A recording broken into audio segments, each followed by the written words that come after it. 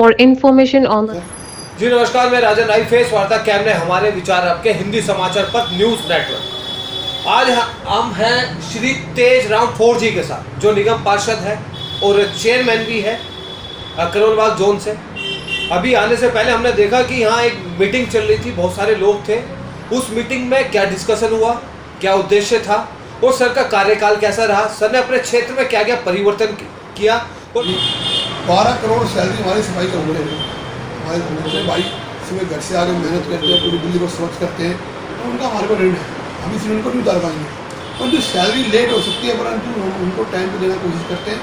अभी भी जैसे जोन चेयरमैन में बना तो मेरे जोन में लगभग 17 करोड़ हाउस टैक्स आया था जून की 27 तारीख को। आज आप हाउस टैक्स डिपार्टमेंट को पता करना, हमने 100 करोड़ पहुँचा दिया। हमने 44 कैंप लगवाई, जनता में हाथ जोड़ के उनको पैसा लिया। कानूनन चार्ज जो बकाया था लगभग 27-28 करोड़ रुपये हमने 2 महीने में लिए। तो जनता से ही पैसा लेना है, टैक्स होगा, जनता के भलाई के लिए लगाना हमें। जनता समय पर देगी तो समय पर काम होंगे।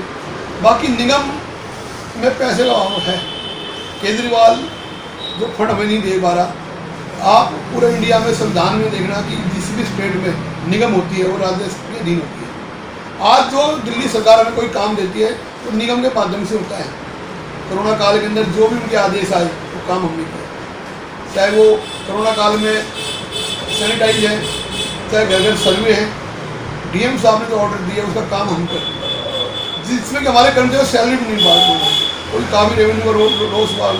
ये जितनी भी हमें 2-3 महीने की जो दिक्कत आई ना जी, वो दिक्कत क्यों आई हमें, क्योंकि जो हमारा रेवेन्यू आता था, रजिस्ट्री होती थी, रजिस्ट्री 3-4 महीने बंद हो गई। 1 महीने की सैलरी उससे हमारी फर्क पड़ा। टोल टैक्स से जो गाड़ियाँ चलती थी वो लॉकडाउन में बंद हो गई, उसके कारण दिक्कत आई। कुछ जो हमारे अन्य टैक्स होते थे कोरोना काल में, जो लोग घर से नहीं निकल पाए तो उसके कारण दिक्कत आई। नहीं तो हमारा लगभग सैलरी में कोई दिक्कत नहीं आई, क्योंकि कर्मचारी को काम से पहले उसकी सैलरी मिलनी चाहिए, फिर वो काम दिल से करेगा। हम प्रयास करते कि हमारा कोई कर्मचारी समस्या है, हमारी अपनी समस्या, हमारा परिवार है, परंतु हमारा कर्मचारी भी मजबूती से हमारे पूरा सहयोग करता है, काम करते हैं। और सैलरी तो देखो हम प्रयास करेंगे कि आगे की कभी दिक्कत ना हो। बहुत शुक्रिया सर। बस ये आप सफाई वगैरह के लिए क्या संदेश देना चाहते हैं? देखो जनता मेरे वार्ड में जैसे मैं पूरा सहयोग करता हूँ। जनता हमारे कुछ 10-12 पॉइंट ऐसे होते हैं पूरा ढेर होता था, उन्होंने हमें बोर्ड लगाया, उनको बताया, लोगों ने काफ़ी सुधार हुआ है। लोगों की मजबूरी होती थी, अब जब मेरे वार्ड में स्टूडेंट आते थे IAS की तैयारी करने के लिए, तो पार्क में जो डस्टबिन है उसमें डाल देते पूरा। मैंने वो कहा वैसे कूड़े वैसे डस्टबिन है, तो उनको लिखा नहीं हो ये पार्कों का कूड़ा इसमें डालें, घर का भी ला डालते, उनको हमने समझा, उसके बाद सुधार हुआ। और जितना भी जो समस्या है हमारी और जनता की मिल के समाधान करना है, क्योंकि जनता से बड़ी चीज़ दुनिया में कोई नहीं है।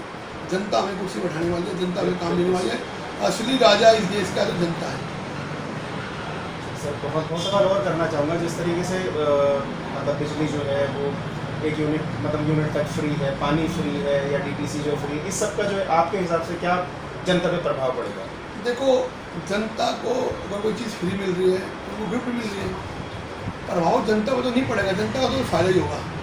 तो प्रभाव इसका आने वाले टाइम में दिल्ली सरकार पे पड़ेगा, और दिल्ली सरकार अपनी चोरी छिपा रही है।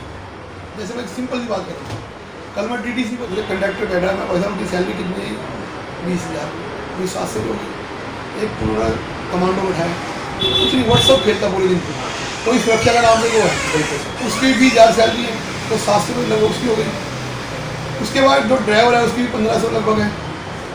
एक बस के एक रूट में DTC चलाने में या कोई गाड़ी चलाने में 4,000 रुपये का खर्चा आता है, और जब 2 टाइम ड्यूटी करे तो 8,000 रुपये हो गया। एक बस पे 8,000 रुपये खर्चा आता है जनता की सेवा करने के लिए। जब मैंने कंडक्टर से पूछा, अभी सुबह की ड्यूटी में 1400-1800 रुपये आता है, कभी 14, कभी 15, कभी 16, कभी 18, शाम की ड्यूटी में 1200-1300 आता है। तो लगभग लगा लो मानो 4,000 रुपये भी अगर उनके पास कैश आया तो लॉस एक दिन में कितना हुआ, एक बस में 4,000 का।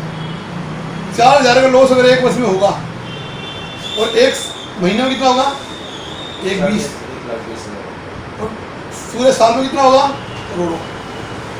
DTC कितनी बसें हैं, DTC किसी लॉस में चली जाएगी, इस पर कभी ध्यान नहीं देता केजरीवाल होती है सत्ता, मेरे को सत्ता मिल जाए मैं फ्री बांटे जाऊँ, वो इसी नाम पे आया। पर देश का क्या होगा, दिल्ली का क्या होगा, कर्ज पे क्या होगा, कोई सेवा वहाँ की जाए, कुछ चीज़ें जैसे पहले भी दिल्ली सरकार से पहले जो सरकारें होती थी हैंडीकैप का, हम स्टूडेंट जब 12:30 के बाद भारतीय जनता पार्टी का जो मैनिफेस्टो था उसमें भी यही रुझान था कि हम भी 200 लीटर पानी देंगे, बिजली देंगे। हम सिस्टम देंगे। आपके भी मैनिफेस्टो हम भी अभी कह रहे हैं अगर बस की हम सेवा फ्री देंगे, हम नहीं कह रहे हम नहीं देंगे, हम भी फ्री देंगे, हम सिस्टम को ठीक करेंगे। अच्छा, सिस्टम। अब ये पानी फ्री दे रहे हैं, मान लो पानी फ्री के अंदर मान लो किराएदार लोग रहते हैं, उनकी एक टाइम की है तो उनको फ्री का मिल रहा है। दिल्ली में 80% लोग किराए में रहते बेचारे, उनको बिजली कहाँ फ्री पड़ रही है? आप चलिए मेरे साथ, 1 मीटर है, 12 कमरे हैं, उसमें 4-4, 5-5 सब फ्री जिनको मिलना चाहिए उनको नहीं मिल रहा। आप मुनीर का गांव में जाओ, आप मेरे गांव में आओ, शादीपुर गांव में आओ, एक मकान में 20 किराएदार है। हाँ देखा। उस 20 किराएदार 1 मीटर है, वो ग्राउंड फ्लोर में 1 ही मीटर मिलेगा उसको, या तो क्या भाई हर मीटर को अलग अलग मिले, ठीक है। उसके बाद 2647 मेरा एड्रेस है, उसमें 85 मकान है, उनकी 12 रुपये यूनिट बैठती है। मकान मालिक का बिल आएगा उसको डिवाइड करेगा। नहीं, ये चीज़ तो हमने देखा कि मतलब भैया 12 रुपये में वो सिर्फ झुग्गियों में जाके वोट बैंक बनाना चाहता है। सही मायने में जिस बिजली का लोगों को फायदा होना चाहिए उनको फायदा मेरे पास नहीं है। आप सर्वे कर लो मेरे वार्ड में, पूरी दिल्ली में कर, जितने लोग किराए पे रहते हैं उनको फायदा नहीं हो पा रहा। हर फ्लोर पे 1 मीटर मिलेगा। अब जो फ्लोरों पे तो पैसे वाले हैं, कोठिया है, उनको वैसे ज़्यादा बिल आना है, और जो गरीब लोग हैं उनके पास फ्लोर वाइज नहीं है, तो फायदा किसी को नहीं हो रहा।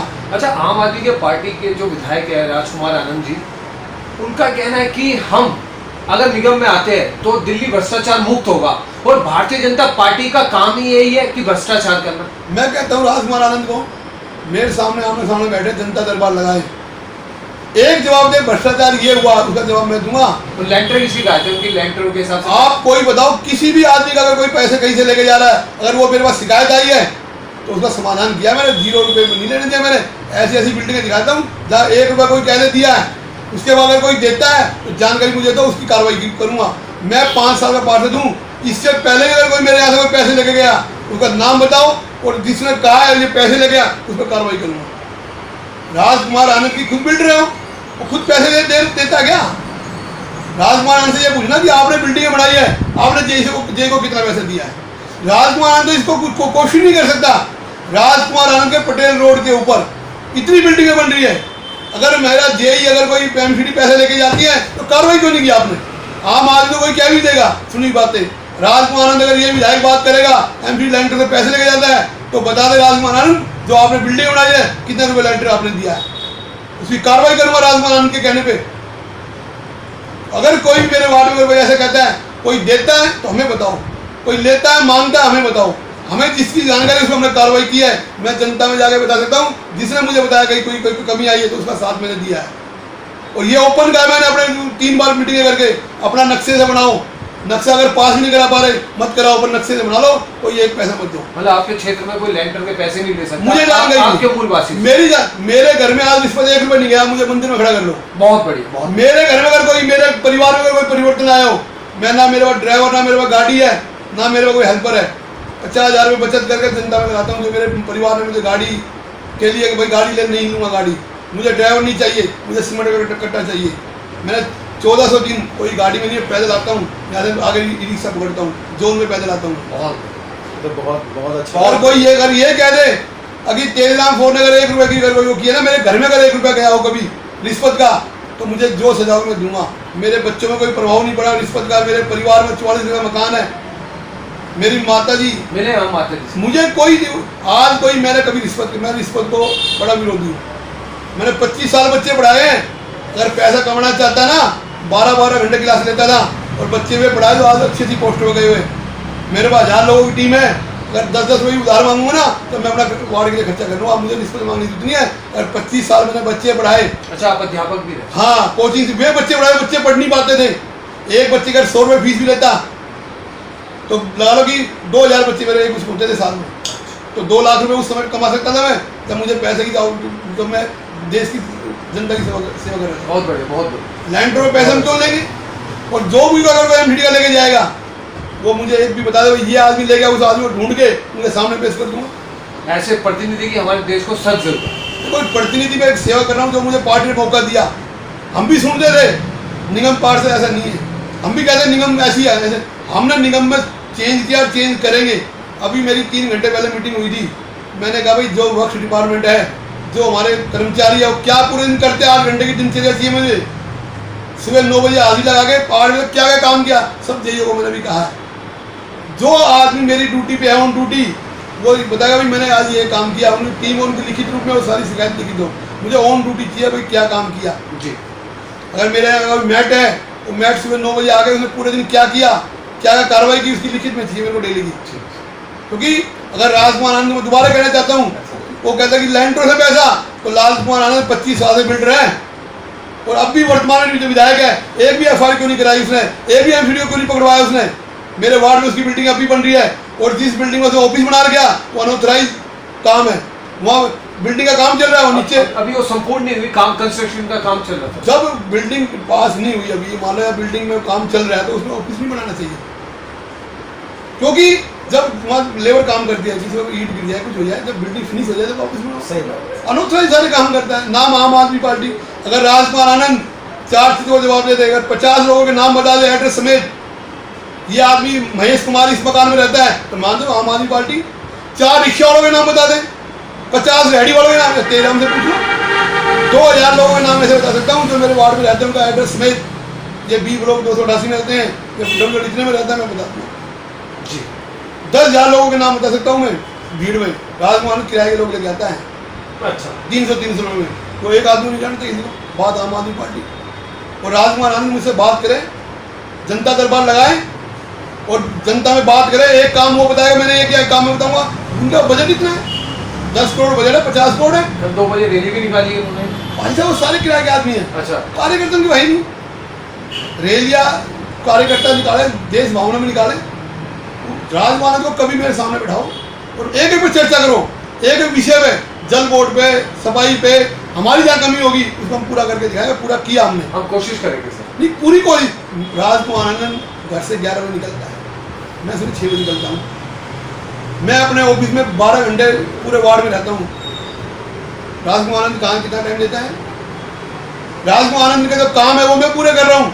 खामपुर गांव के अंदर लगभग 3 साल पहले लाइन डाली थी, वो रिपेयरिंग मैंने कराई। साजीपुर मेरे बाजार में सीवर लाइन डाली थी, उसकी रिपेयरिंग मैंने कराई है। वो अपने काम ही कर ले पूरा। चलिए सर, मैं समापन की ओर चलता हूँ। बस सिर्फ इतना इजाजत आपसे कहना चाहूँगा कि फेस वार्ता के माध्यम से कुछ अपने देशवासियों से कहना चाहिएगा। देखो मैं देशवासियों से इतना बड़ा व्यक्ति नहीं हूँ, पर अपने क्षेत्रवासी, अपने नगर के वासी को कहना चाहता हूँ कि निगम का सहयोग करें। निगम की जो काम की अपेक्षा उसको हम पूरा करेंगे।